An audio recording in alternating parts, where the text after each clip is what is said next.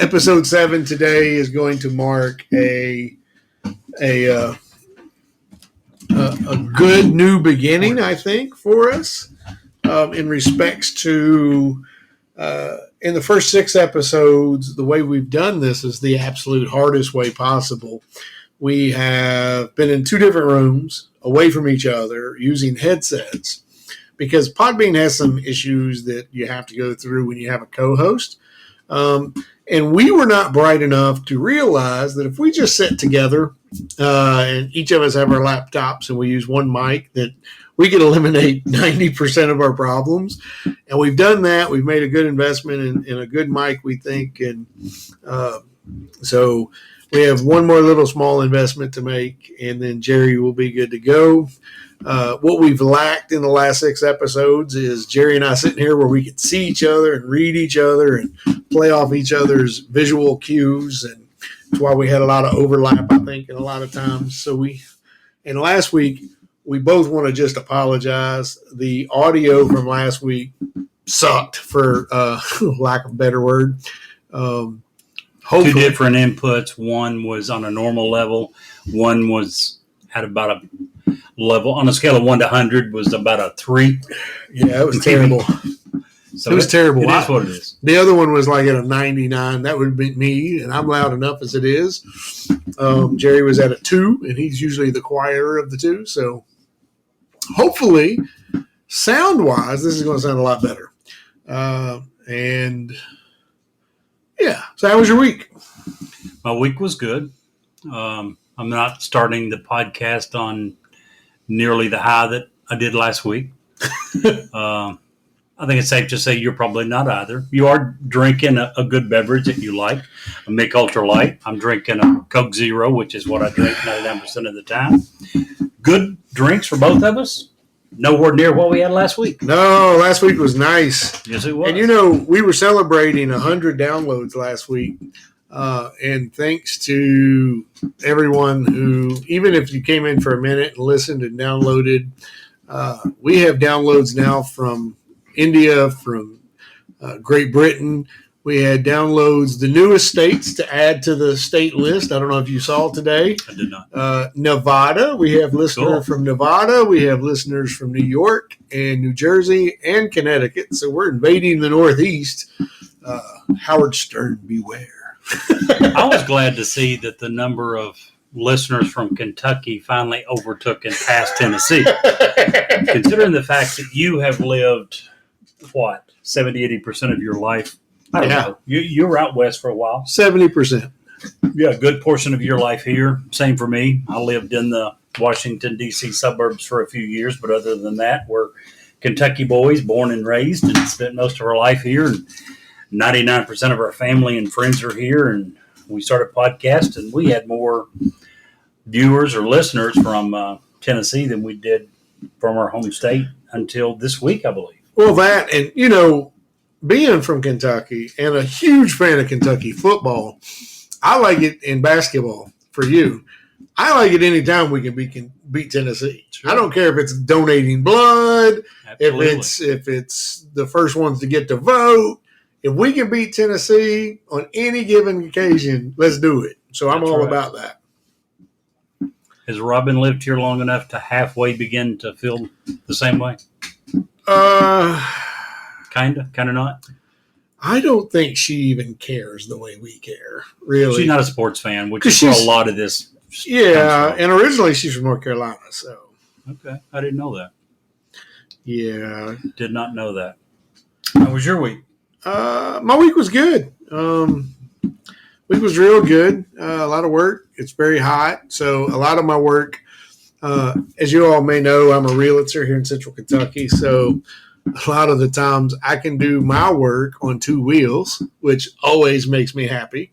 And I got, just want to mention it, down in my hometown of Cynthiana on July 30th, they have Cynthiana Bike Night. Knowing that I like motorcycles, that's a huge deal, and I've been blessed to be able to help advertise in some of the grab bags for some of the bikes that'll be registered for that. So I'm pretty stoked.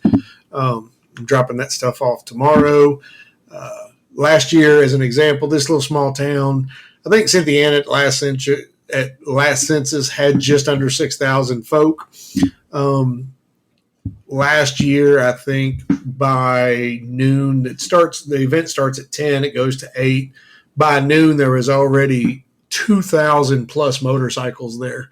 Darn. So almost a motor. By the end of the day, there's probably a motorcycle for everybody that lives in the city. So where is it held at? Right downtown. They block all 4 or 5 blocks. Just right on the downtown. streets? Yep, absolutely. Oh, darn. Yeah, it's awesome. I mean, 2,000 bikes for downtown Cynthiana, and I ran a store there for a few years, but yeah, don't remember being downtown Cynthiana more than 4 or 5 times ever. It's your typical downtown, small town, anywhere, USA. Big main street, and several streets around the courthouse. The old courthouse, of course, like everyone else, the courthouse has fleeced enough people to build a big brand new one. But there's a whole block around the courthouse that they use. They go up and down several other streets. So I'd say before I left, there was 3,500 motorcycles in this little town. And I left well before the whole thing was over. So I've never been to, what do they call? It's Cynthiana Bike Night. That's what it's Bike called. night. Yeah. I've never been to a bike night. That sounds huge.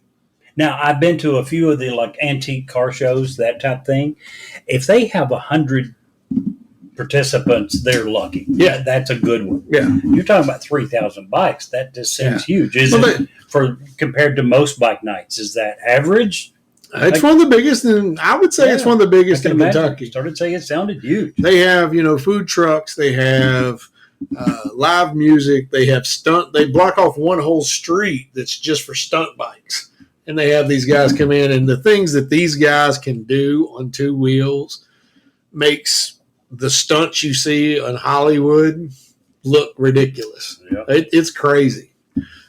So good times. If you're in the area, by all means, on the 30th, go down there and check that out. You'll enjoy it.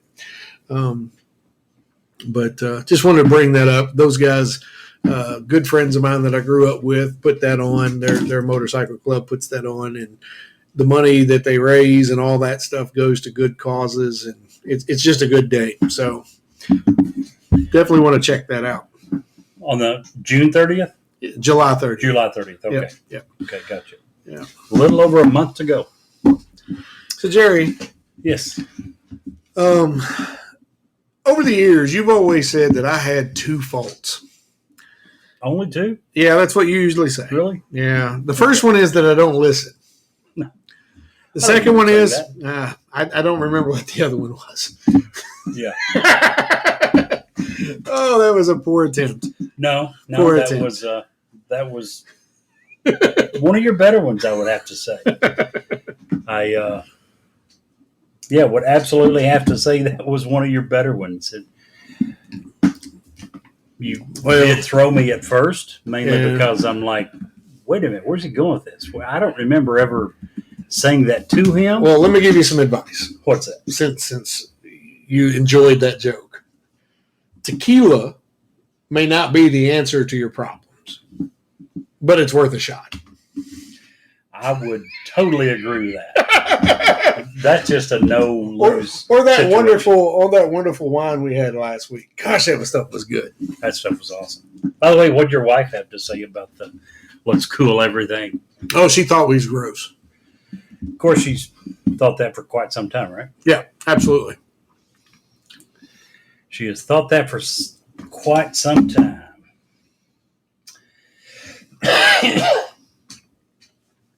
Well, I will say this. My response to you would be what I heard an old furniture maker say to another one during a real tense discussion one time. Let's table this. Gosh. Oh, that's bad. Bad. For the time being, we will agree to table this one. So, this week we're doing a topic that's a little bit different than what we normally do. You want to explain to our listeners what we're doing and how it's different? Yeah. Well, this is, as always, we try to keep current and at least talk about something that's been in the news. about what was it? 2 weeks ago was the 2-year anniversary of George Floyd incident in Minneapolis. Without any doubts, I think it's safe to say that there was a very bad experience for the cops involved, for Mr. Floyd, ultimately. And it sparked a huge worldwide, uh, I don't know the word. Protest. Discussion. Discussion's the better word. You're right. Because some people protested, some people rioted, and I think that there's a very distinct difference. And some didn't either, but still participated in the discussion. Right. And I think that it was a discussion that, well, honestly, it really saddens me that in 2022 we have to have this discussion. And the way we broke this down is we could talk for days about any aspect of this incident and still not cover it all. So what we wanted to do was it's 2 years later, we wanted to talk about 5 things on both sides, 5 things that we feel has came good of the George Floyd incident. And you're going to be covering those. Right. And 5 things that we feel could be that are bad, that are negative things that came from that. And I'm going to be covering those. And both of them, we're going to do our thumbs up thing to see which ones deserve more, which ones deserve less. And again, one of the differences in this one and our typical one is that several of these things are when we do a thumbs up or a thumbs down, when we rate it and say, does it need more or less coverage, will be from a historical context. Yeah. Some of these are already done and over with, and we're simply saying whether it's now, whether it was 6 months ago, a year ago, or 2 years ago when it first happened, was the coverage about right, or should it have had more or less? So that's the way that this one is different, is in this case, some of these are a historical context, if you will. But yeah, if it's okay, I'm going to spend just maybe a minute or so just giving some basic bare facts of what happened. Sure, absolutely. As Steve already said, George Floyd in Minneapolis on May 25th, 2020, he had been accused of passing, I believe it was a counterfeit $20 bill. I know it was counterfeit money. I think it's a $20 bill at a local grocery store, liquor store, some store. They called the police. He had not left the area. He was sitting in a car outside with some other people. The police arrived and talked to the store manager, I would assume, whoever, store personnel. They pointed out the vehicle. They went and got him out.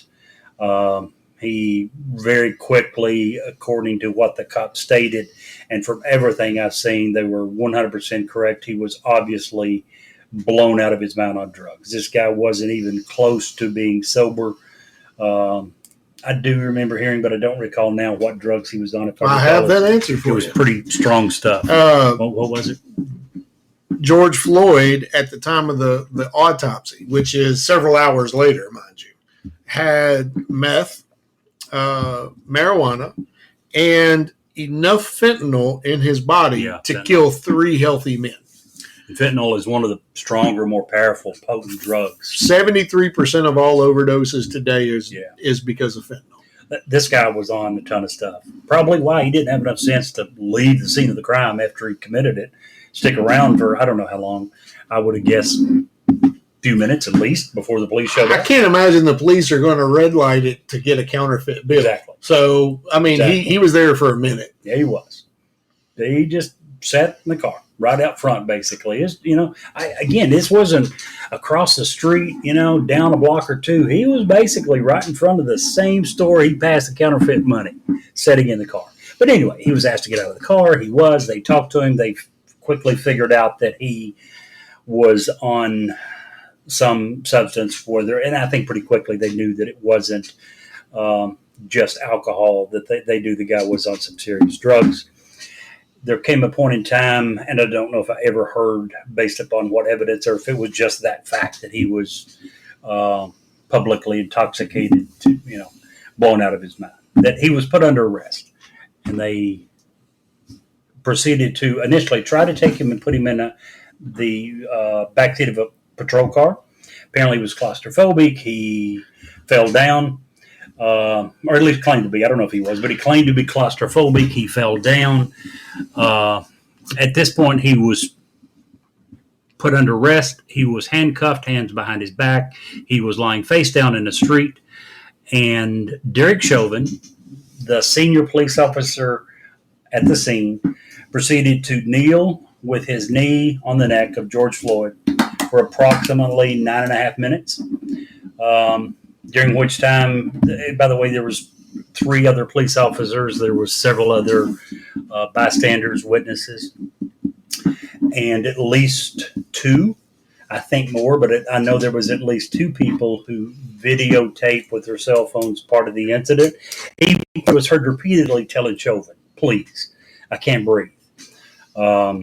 Jerry, in all Yes. fairness, the BBC video that aired on the BBC, not in America, it actually showed him telling the police that before they ever even put him on handcuffs. So he couldn't breathe. He was already having trouble breathing.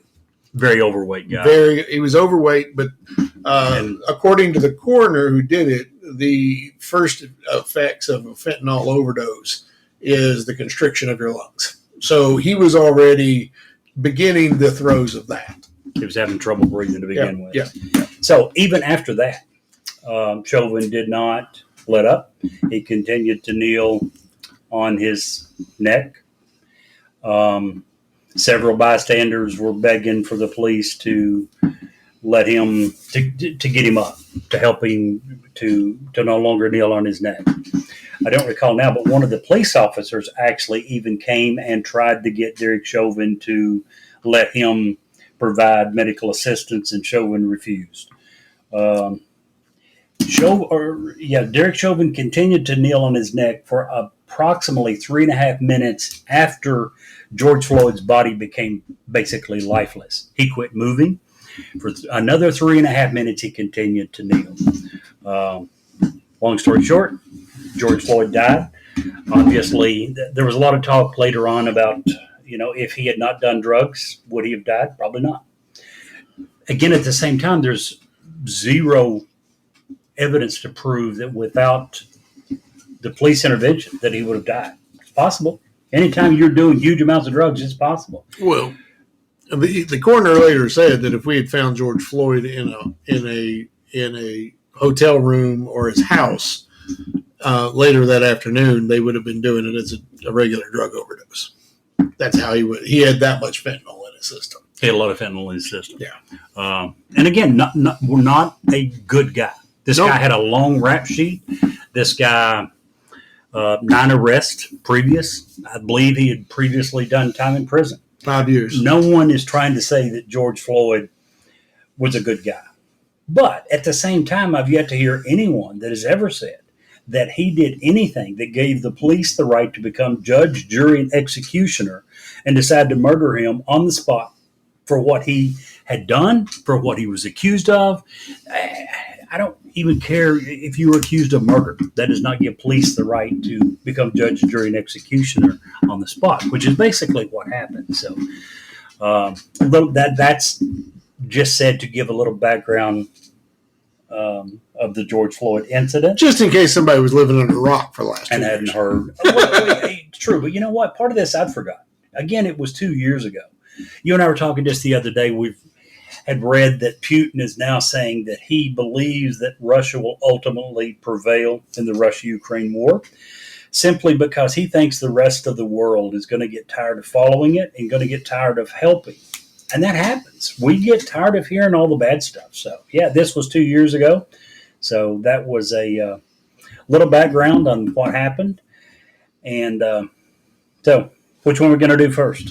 5 words, 5 best. Let's do yours first. Okay. Because I got a little thing at the end that I just want to cover. Sure. First thing that I would say that came out of this that was good is something that Steve mentioned early on. it started a worldwide conversation. Again, I absolutely agree that it's kind of sad that we need to have this conversation in 2022. Now, there are two types of racism and discrimination. There's covert and there's overt. Overt is when it's just out in front of your face. You can't hide it. I'm talking about someone that's running down the street calling a bunch of black people the N-word.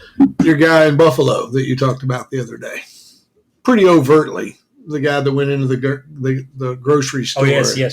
Overtly on his Facebook, he was a known racist. The mass killer. Yeah. Drove 3.5 hours. He lived in New York, lived in a predominantly white area, drove, I think it's 3.5 hours to get to this one area for some reason that was predominantly black that he did not like, so he could make sure that he killed some more black people. So the other aspect of it is, and this is the hard part of racism or discrimination, there's one aspect of discrimination that will never go away. And this is where the implicit that you hear some people talking about comes from. And that is the fact that it is human nature to want to associate, to be more comfortable associating with that which we are familiar. That means that the average human person is going to be more comfortable with people that they are familiar with. That doesn't necessarily have to mean friends that they already have, although they certainly will be. Think about yourself. Who are you more likely to go out to dinner with? Friends you've had for a while? Someone you met yesterday on the street? It's really no different. We have preferences for people that we tend to identify with more. That's going to be people who look like us, talk like us, act like us, live where we do, work where we do. But is that racism? Sure it is. You think so? Here's the point. Is it all the time? No. What if you're in a position to be able to hire? What if you're in a position where there is, you and I worked for many years running a retail store where we didn't have a committee. We were sitting down doing the interviews, and it was totally 100% up to us to make the offer or not. Right. Even if my brother was a associate dean, they would have interview committees, which probably helps get away from some racism because suddenly you have a group of, I think it was 7 people that was making the decision. Even so, we have, in that case, if you continue to follow those same tendencies, which we will do unless you make an overt action to go away from your normal, which, again, the normal of any person, I think, is to want to associate with people that we feel more comfortable with. And that is usually people that looks like, talks like, acts like, goes to church with, goes to school with. But there's a difference in that, and this is just my opinion. I don't mean to cut you off No, go ahead. Cut into your time. But there's a difference in that because that's not just on a regular basis. When people came over here and America was in its infancy, those very same people settled in the same neighborhoods. The Italians. What same people? Any group of people. No, they really didn't. Italians, Russians. The same neighborhood as what? As each other. Yes. That's what I'm saying. And it still exists today. Yeah, exactly. When you go to New York City. But that wasn't to me, that wasn't, I'm going to not be over here because you're from Ireland. You're 100% correct. That's all I'm saying. You're 100% correct. That part itself, the fact that they wanted to live around some other Italians, if they're Italian, Chinatown. There's still a huge Chinatown, right? In most big cities. That within itself is not racism. Right. What is racism is, what if you have a house for sale?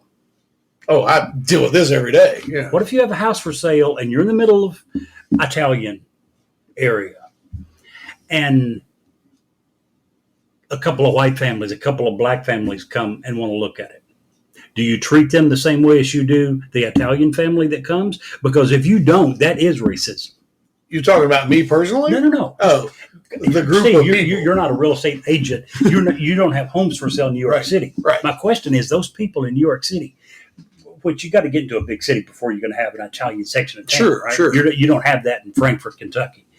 But the point is, that's when it transfers from okay, this is who I'd like to live next to, into racism where I'm going to go out of my way to make it harder for these other groups than someone I would prefer to be there. Sure. Well, I just want to point out from my profession, that's called steering, and we're not allowed to do that. You're right. It's absolutely 100% illegal. Now, do you think it goes on is the question. I would certainly hope not, but I can't say that it doesn't. Do you think it goes on? I would hope that it doesn't. You're giving me a big shit-eating grin right now, which tells me you can certainly understand. And guys, that's what I'm saying. There's parts of racism, and this is the hard part of racism to get away from. The hard part of racism to get away from is those implicit bias that we may have had coming from no one telling us that a particular group of people was inferior or bad. It's simply a wish to want to associate with people that we know, with people that we're friends with, people that we went to school with, go to church with, so on and so forth.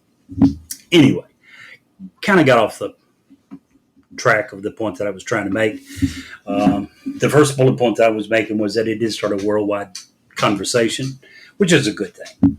We've had demonstrations in every state in the United States, all 50 states. We've also had demonstrations in more than 50 different countries around the world. It has also sparked the largest racial justice protest in the United States since the Civil Rights Movement. And that's not only in the United States, but also many of the countries around the world. Now, there's a lot of people who don't like the word protest. And I'll be the first to admit protests can and often do devolve into flat-out criminal behavior. There are people who try to take advantage of the situation and decide, well, there's a few thousand people here. They're not going to be able to find out who exactly did this if I set this on fire, if we flip a few cop cars over, if we break into 100 stores. And guys, we all know that in BLM there was a ton of looting that went on. It's a horrible thing. Yeah, I know I'm kind of stealing your thunder here, and I don't mean to, but some of these points, and I'll get to this in a little bit, some of these points can actually be on both lists. Mm-hmm. When you were in retail, most of the companies I work with, we had to do a self-evaluation at the end of the year. We had to list things that are weaknesses and our strengths. And there's times when I had items on both lists. You can be good at something, but if you still have a lot of room to improve, same thing here. There's 2 or 3 things that I thought about as I was going through that, there's a very good chance this is going to be on both of our lists. But the worldwide conversation, I think, was a good thing. Which brings up another question, and that is, was there a need for the George Floyd movement? Was there a need for the protests that followed? As Steve alluded to earlier, it's sad to say that it's still necessary, but I think it's pretty obvious that, at least in some areas, discussions needed to be had, conversations needed to be had. I'm not by any means trying to advocate and say that it made it okay to do some of the criminal behavior that come from some of the protests. But back to the point, was there a need for the George Floyd movement? There's 3 points I want to make here. Number 1 is protest. The people who are being protested against never want to protest. You notice that? Ever. Yeah. Common sense, right? But without protest, let's take a look at 2 things that we would not have without protest. Number 1, United States of America would not exist. Our country started when we began protesting against Great Britain. The Boston Tea Party is a prime example. We didn't like the taxation without representation. So what did we do? Did we have a nice little protest outside, peaceful protest? Do we have a few people walking up and down a picket line waving some signs? No, we went on board one of their ships and we proceeded to take the goods that they had, all the tea, and we threw it in the ocean. We destroyed their property. Obviously, criminal acts back then. Protests often devolve into things that they shouldn't. Another thing, so we've talked about countries. We've talked about political parties. We've talked about how the United States itself wouldn't be here if it weren't for protest. Let's talk about some of the major religions in the United States. How about if you take a look at Baptist, Catholic, Church of God, Pentecostal, every one of those. What umbrella would you put those under? It's usually called Protestant, right? The word Protestant, what does it mean? Where does it come from? Protest. Protesting what? The Catholic Church. It literally is in the name. Protestants protested because at one time, keep in mind, in the Church of England and several other countries around the world, there was only one religion allowed. And the forefathers of the Protestants began to protest. If it weren't for those protests, which in many, there was a ton of people killed in this, by the way. Again, for that matter, there's been more people killed under the name of religious wars than any other type of war in the history of the world. Different story, different topic for another day. But again, that was all brought up to simply say, your view of protest is usually whether or not you're in power. If you're in power and you're the one that's being protested against, that group of people as a whole, there's always exceptions, but that group of people as a whole never wants to see the protest. Second thing, 2 statistics. Black people are over 3 times as likely as whites to be killed by police in the United States. They are more than 3.7 times more likely to be arrested for marijuana. There's a reason I brought that up. The previous statistic that I gave, that blacks are more than 3 times as likely as whites to be killed by police, some people will say, well, it's simply because you've got more than 3 times the number of blacks proportionally that are committing major crime. That one's hard to argue one way or the other. We have no way of knowing the percentage of people that are not caught and whether or not they're white or black. So you can make that statement. You have no way to back it up, and you have no way of arguing that it's false. But in this one, we do. Black people are more than 3.7 times as likely to be arrested as a white person for marijuana. And yet study after study says basically the same percentage of whites and blacks use marijuana. You've got 2 groups of people that are using this illegal drug at basically the same exact rates, really close numbers. But yet blacks are more than 3.7 times as likely to be arrested. That alone tells me that we need to start a conversation about something.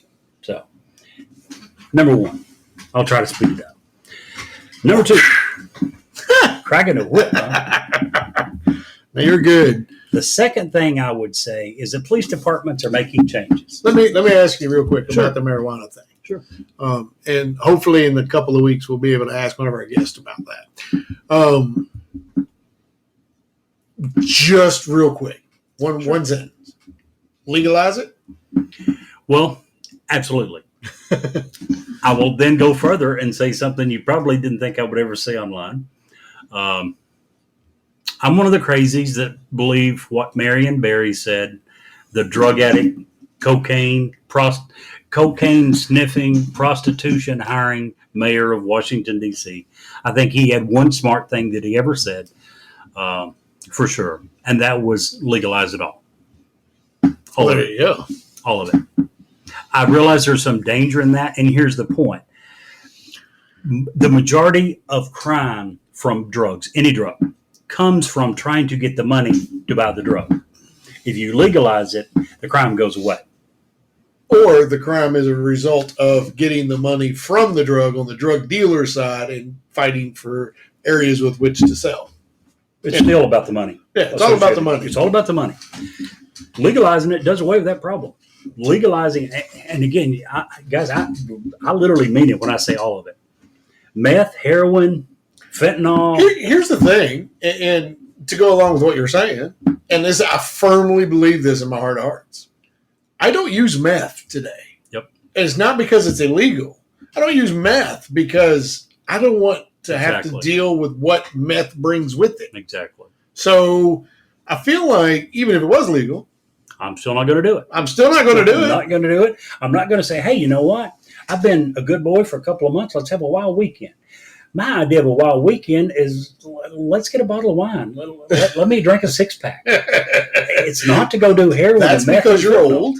True. I won't dispute that at all. Not at all. Sorry, I didn't mean to derail what you were saying.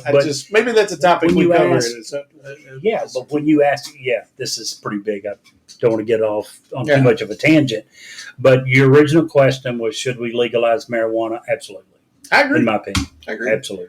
I mean, we literally have alcohol Yes. legalized Which is a stronger drug by far than marijuana, and more addictive drug Sure. than marijuana. Sure. Not a gateway to harder things that some people try to say marijuana is.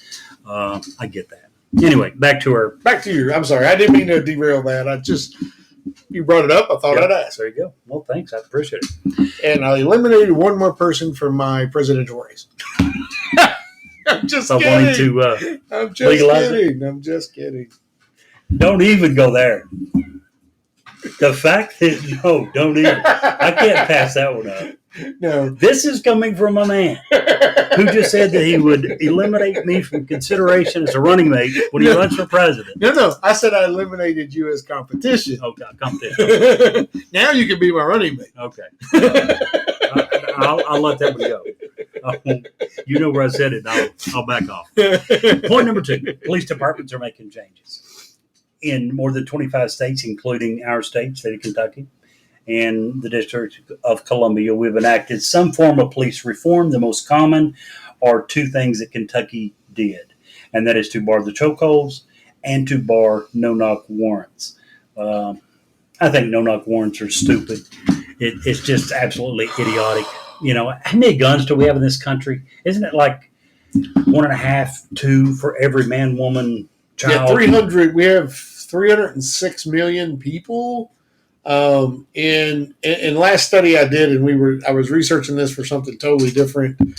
In Wisconsin, Minnesota, Illinois, which has major gun control, Indiana, and Missouri, we have over 300 million guns. I'm pretty sure. It was some crazy number. I don't remember the overall number, but I'm thinking it's 1.5, 2 weapons for every man, woman, child in America. Yeah. So Easy. If you're police and you're knocking on a door, and obviously there's huge differences if you're looking at California or New Jersey versus, a rural conservative state like Kentucky or Tennessee.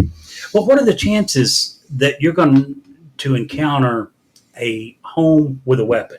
Pretty friggin' high. Now, I don't know about you, but if I hear some people sneaking around outside my house and they proceed to bust in the house without knocking, without identifying themselves, I will be very apt to be exactly like Breonna Taylor's boyfriend, husband, whatever. Boyfriend. I'm probably going to be shooting at someone. Yeah.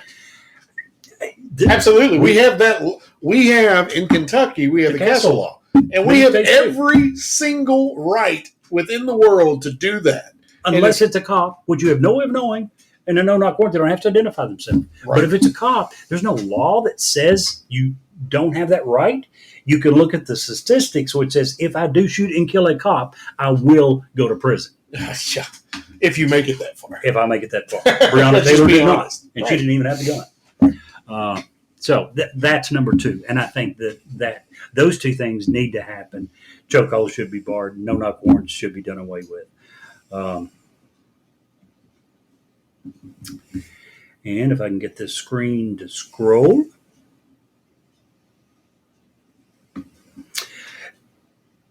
In addition to the police departments, there's also several other laws that have either been passed, executive orders made.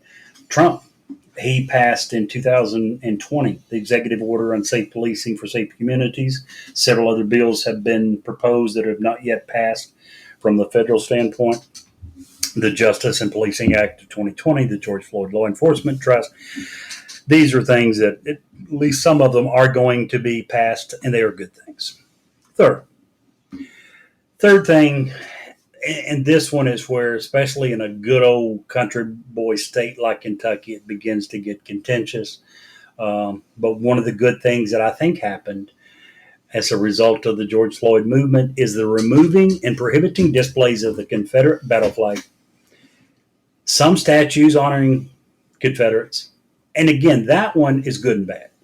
It's no different than some of the protesters that went too far and burned buildings and looted and blah, blah, blah. They threw one statute of a slave owner or slave seller prominently in Charleston into the ocean. That's a bit far. Steve, that's nothing compared to some of the ones I'll tell you. Right. I don't know if this is on your list. Am I stealing from your thunder here? Yeah, but that's fine. Go ahead.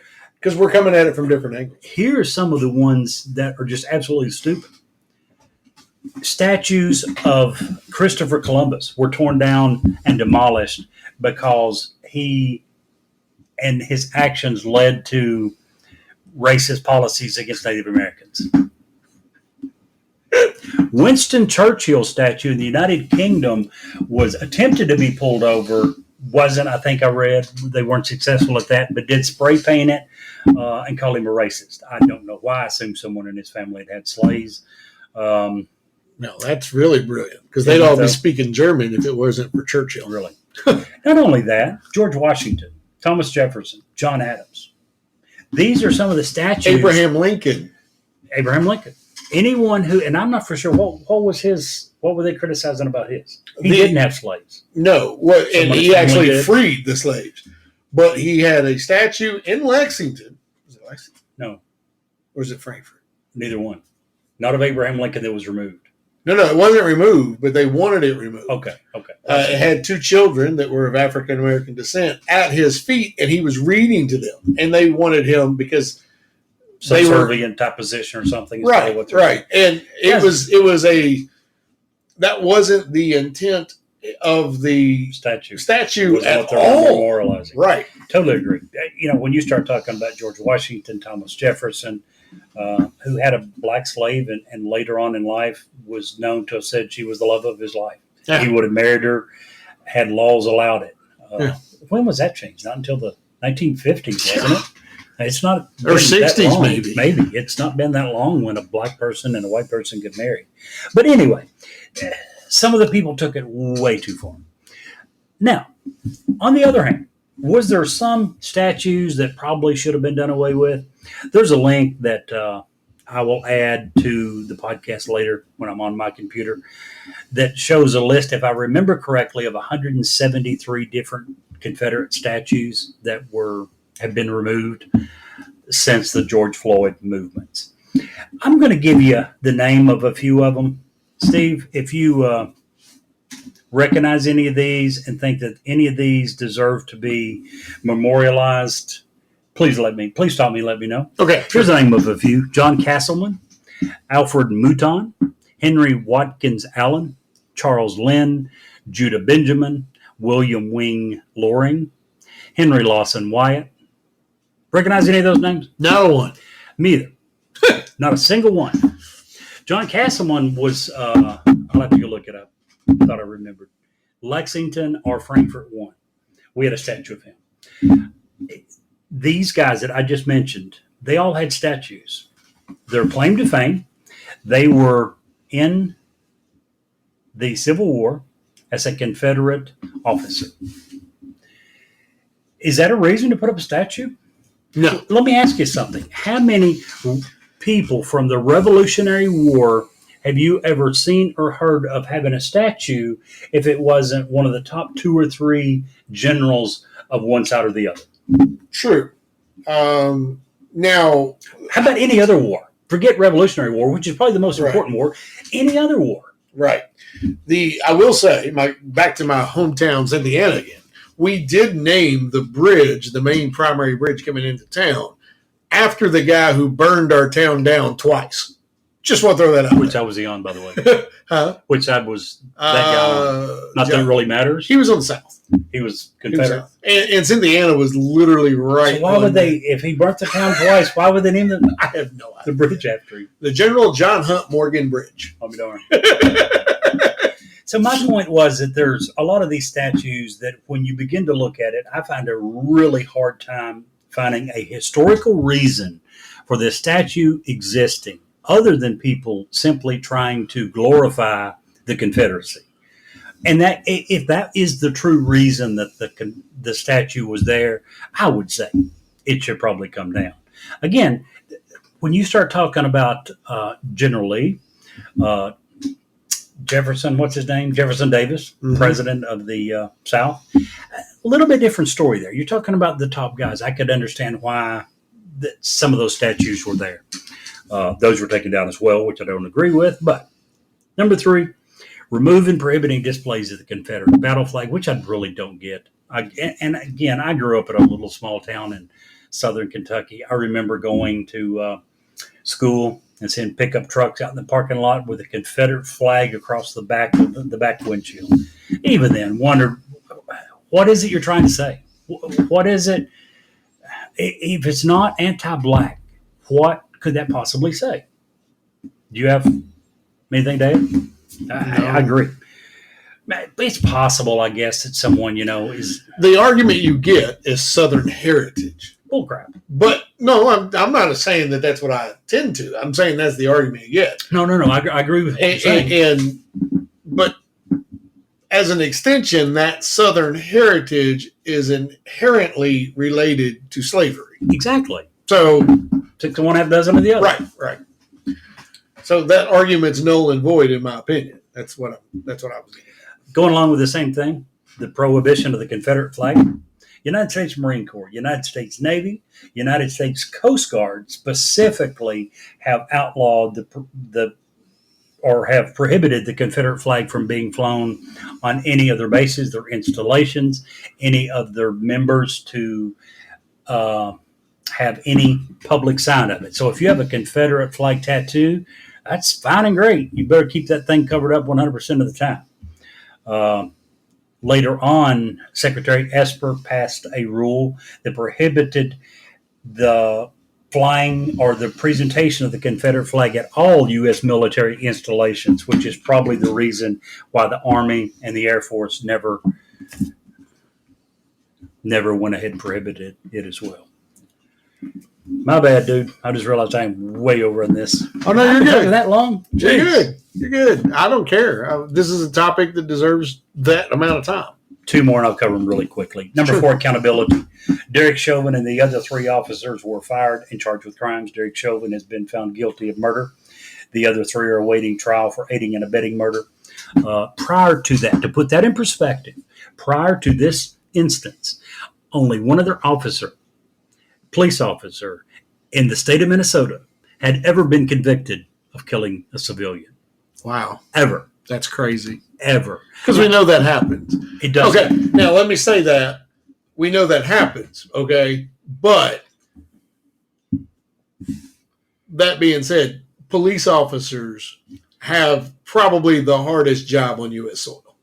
No doubt. I don't think probably. You see what I'm saying? Say 100%. Well, I don't know what it takes to clean a nuclear silo. To me, that's pretty bad too. But for a day-to-day pressure-filled, oh my gosh, am I coming home today job? That has to be the worst, most stress-filled job in America today. And we've found several of these murders, and it's not just against black people. Some of it's against white too. Do you remember the lady? I'm thinking it was maybe in Wisconsin, a woman who had observed, I don't even recall what she had saw. She was from Australia. A lady had observed some criminal activity. She called the cops. She reported it. They came. It was slightly after dusk. She saw the officers. There's 2 guys in a police car that were cruising up and down an alley. And she thought it was pretty obvious that they had not been able to identify the area that she had called in about. She went out, knocked on the window, and was shot and killed. Oh, jeez. White woman. Yeah. This is a white woman. So part of this goes back to what you just said. Very high stress job. Yeah. We don't always do the best job of hiring the best people to be able to deal with that stress, which is where part of the problems come from. Number 5, last and least. In this case, it is certainly least. I have a category called miscellaneous. And it really should have been thrown into another category, which was the Confederate flag. State of Mississippi. Until the George Floyd incident, the state flag of the state of Mississippi contained the Confederate flag. Sure did. One portion of their state flag of the state of Mississippi had the Confederate flag. They changed their flag. Another thing, this one shocked me. Mississippi did too. Pretty rural, pretty southern, pretty conservative state. But dang, come on. Yeah. But this one got me as well. NASCAR banned the Confederate flag. Yes. Yeah, NASCAR banned, and as a result of this. And has taken, which really is sad, taken a hit in popularity somewhat. a lot of their constituents were the people wanting to fly. Steve, my absolute apologies. I went way over my Oh, no, you're good. You're good. Let me turn this over to you. Mine are going to be really, really quick anyway. And it's fine because I want to get to my last point, because my last point, in my opinion, is the one that I want to talk about the most anyway. My first point, and you talked about it, was the removal of historic statues and changing of textbooks. And again, I'm covering the 5 worst things that I think and we feel, or that I feel, came from the George Floyd incident. When you, and this has been debated, and we could debate on it for hours. We're not going to. You cannot, and this is not the term, I don't know another term for this, but you cannot whitewash history. History is what it is. Yep. And as soon as we try to make it go away or we try to forget about it, we are dooming ourselves to repeat it. Some smart guy a million years ago said that, and they were right then and they're right now. Just because you don't approve of what somebody did back in the day, and we don't necessarily today approve of honoring them with a statue, defacing it and breaking laws to make that go away is not the way to do it. Let's put it in a museum where it needs to go.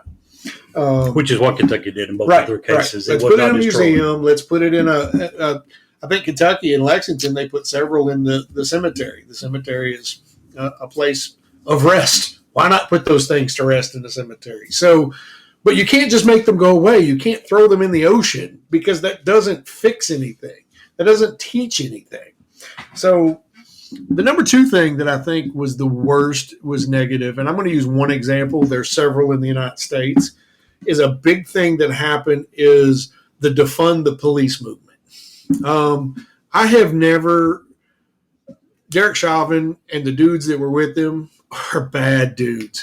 The guy who recently just got finished with the trial in Louisville, who shot Breonna Taylor, is a bad dude. And they shouldn't have been police officers. I get that. But as an example, in Minneapolis, where George Floyd was killed, they defunded the police. The very next year, 2021. They reduced funding. That's what I meant. That, to me, that's the same. Well, it's not. Some of them actually want to defund. I understand. But in this particular case, in Minneapolis, where they just reduced funding, the next year, a 250% increase in gunshot victims. Not gun crime, because in order to have a crime, you have to be caught. It's a 250% increase in gunshot victims going to hospitals. Is that a direct result? I kind of think it's hard to deny that it isn't. The state of Oregon's got several cities that show the same numbers. Exactly. The numbers are through the roof. And there's people begging, hey, bring us cops. Well, guess what? You kick the cops out by reducing their funding, by telling them that they weren't welcome because of the actions of a very few bad apples. So all the good apples, they're on to being real, insurance salesmen and starting their own businesses and not worried about the protection of people. And I think that's a very negative thing that already was a stressful job, and we've pushed a lot of the good police officers out. The next thing, and I am just kind of flowing through these, so if you want to add anything to these, Jerry, by all means, jump in there. I agree with everything you said. We talked about protest, and you talked about protest at length.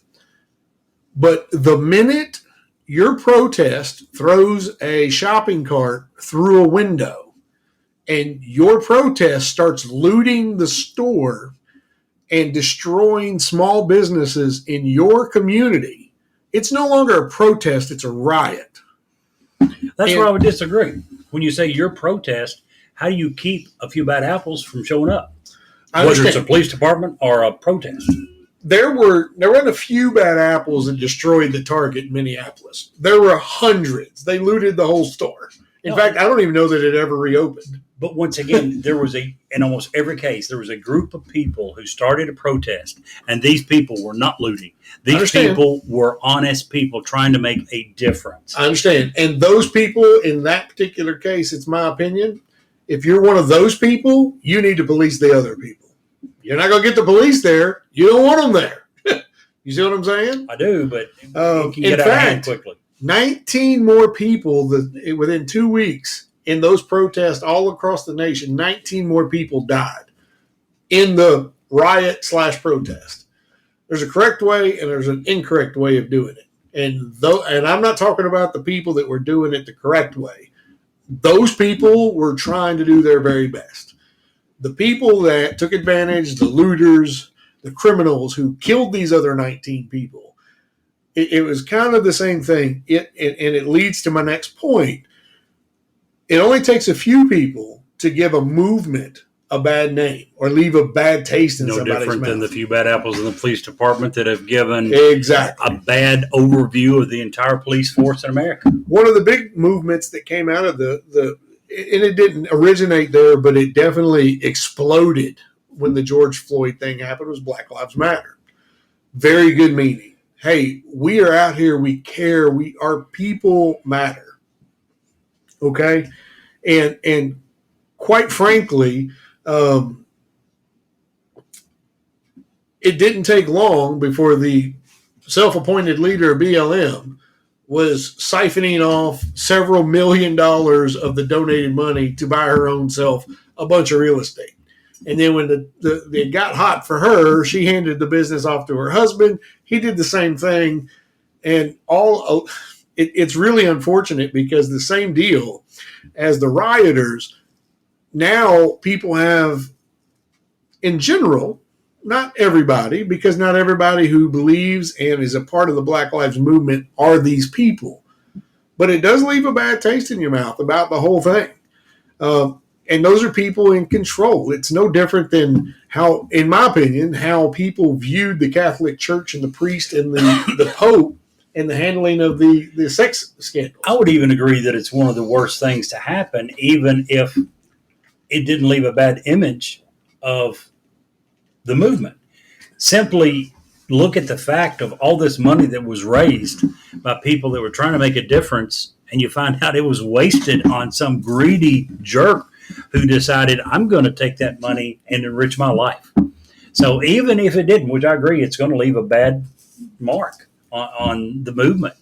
But even if it didn't, it's still a horrible thing that happened, because all this money that I'm sure a lot of people who, some of them are probably rich people, some of them are probably people who didn't have the money to give, and they're giving this money trying to make a difference, only to find out that all they did was line someone's pocket. Right. And the next time that, the unfortunate part of that is the next time BLM is sending out door mailers saying, hey, we need money so that we can activate this or do that. That money is going to be a harder get. Much harder. Which leads me to my final point. Well, 2 points. Let me backtrack just a hair. Before the riots and the protests and all of that, I want to say that even the police, who in this case were very wrong, deserve the opportunity to present themselves in trial. And did we judge too fast? We talked about George Floyd being kind of a bad dude. He spent 5 years in prison for holding a gun to a pregnant woman's stomach and making her withdraw money from an ATM, if I'm not mistaken. Not a good dude, was on fentanyl, was on meth, blah, blah, blah. And when the toxicology came back, the coroner said there was zero evidence of asphyxiation. That's anything having to do with his neck, unfortunately. Now, we saw the video. That certainly wasn't comfortable, but it's not what killed him, according to the coroner that handled his body. So on this, yeah, it's too late. But in the future, should we not take the time to get the full report before we start jumping through the windows? That's just one of the other small things. A good example of that, I think, is, and I don't remember all the details, I haven't heard anything about this in a year or two, There was a protest somewhere, a Black Lives Matter protest in Texas, I believe Houston, where a couple of people who were pissed off and had enough, this was the last straw, began firing at officers. And if I remember correctly, killed one or two and wounded two or three more. They were somewhere remote. They were shooting down at cops. Exactly what you're saying. Yes, they decided to commit the same crime that Chauvin and his buddies did. They decided to become judge, jury, and executioner against people. In this case, they didn't even know if they'd ever done anything wrong in their life. At least Chauvin and these guys knew that they were dealing with someone who's got a drug problem. I'm sure they hadn't, when they initially started, they probably hadn't ran his rap sheet, probably didn't know all this other stuff. They knew he was on drugs. Actually, well, maybe, but there was history between Chauvin and George Floyd. The bouncer at a bar. Yeah, they worked at a bar together, whatever. But they don't seem to ever connect it. So it brings me to my last point. And I don't want to step on your toes, but if I do, it's okay. I'm not going to apologize for it today because sometimes we got to have it come to, we just have to face something in our life. And I just want to say this and get it off my chest. This is 2022. If you are a human being that teaches your children, your younglings, the fruit of your loin, that it is okay to hate, disrespect, or treat someone poorly because they look different than you, they have a different color hair than you, they have different color skin than you, then you are disgusting and you are the problem. I don't care if you're a white person who teaches black people that, or teaches your children that about black people, rather. I don't care if you're a black person who teaches your children that about white people or Asians or Hispanics. It's all the same. It's all the same. When we die and we're in the grave, in 3 years, when you come back, if you were to dig us up, our skeletons all look the same. And shame on you. I hope you stub every one of your toes tonight, twice. And I would even go one step further. That's huge. That would get rid of a lot of the problem there. The second issue is those parents who are so busy with life that maybe you're not doing that, but you're not watching your kids and you don't know who they're around and what those people are teaching your kids. Care enough about your kids to know where they are, who they're with, and again, don't teach it to them yourself. And then if you're an active, involved parent, a lot of this will go away. You know, I can't believe in this day and time, through all the struggles and fights and wars that we've had as Americans since and before the 1960s, where we have all fought together for this country, you know, that we still have such division between us. And, you know, this is going to sound really crappy and maybe a little rabbit hole-ish because I get a little conspiracy a little bit, but as long as we are fighting each other in our country, that benefits the people that hold power over us. Sure. Because now we're focused on each other and not focused on what they are or are not doing in our stead in Washington, in Frankfurt, in Montpelier, Sacramento, California. We're not focusing on the leadership that we put there and what they're doing. And quite honestly, it sickens me to my very core that we still have to have a conversation about, oh, I don't like that person because they look different than me. It just, I just can't for the life of me think why that's a good thing that we have going on today. Now, is it good we're having the conversation? This is coming out and those things are happening? Sure, it absolutely is. Still sad that it's needed. It shouldn't be needed. I have a friend that used to work for me at one of the stores I managed. I love this man. He was a black man. He was probably in his 60s when he worked for me, and he saw everything through a race-colored glasses. He's probably long dead and gone by now. everything that he saw, it was in the Lexington store actually, everything that he saw, said, did, and made a judgment on was done through a prism of race. Now, he was raised in his heyday, his main grown up was through the 60s, through the Martin Luther King marches. He was alive in that great time. But it hurt him.